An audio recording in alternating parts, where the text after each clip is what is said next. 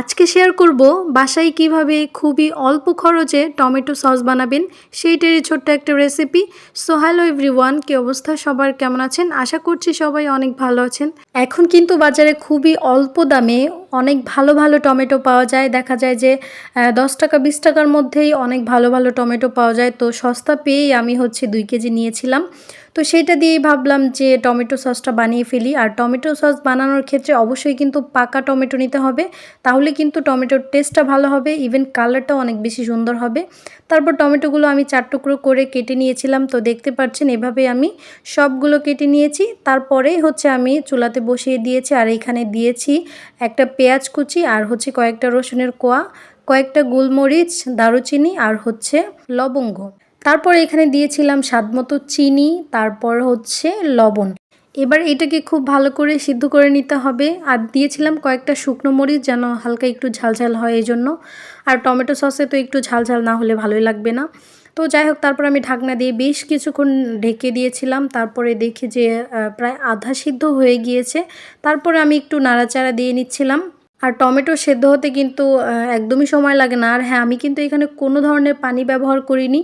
এই টমেটো থেকে এই পানিটা বের হয়ে গিয়েছে। আপনারা অনেকেই দেখলাম যে টমেটোতে পানিও ব্যবহার করছে, বাট আমি ভাবলাম যে যেহেতু এমনিতেই অনেকটা পানি বের হয়, শুধু শুধু এক্সট্রা পানি অ্যাড করে কী লাভ।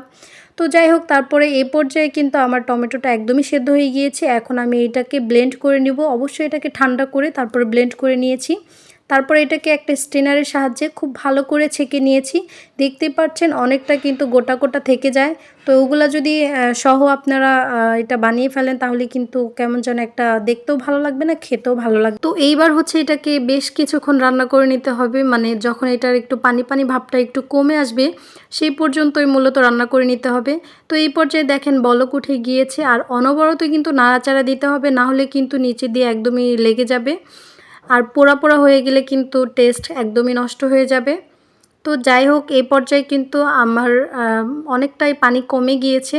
তো সেই জন্য আমি এখানে কর্নফ্লাওয়ার অ্যাড করব। আর আমি এখানে 2 চামচের মতো কর্নফ্লাওয়ার নিয়েছি, আর সাথে দিয়েছিলাম 4-5 চামচের মতো ভিনেগার দিয়েছিলাম। তো আমি এখানে পানি দিয়ে অ্যাড না করে একদম ভিনেগার অ্যাড করে কর্নফ্লাওয়ারটা খুব সুন্দর করে মিক্সড করে নিয়েছি।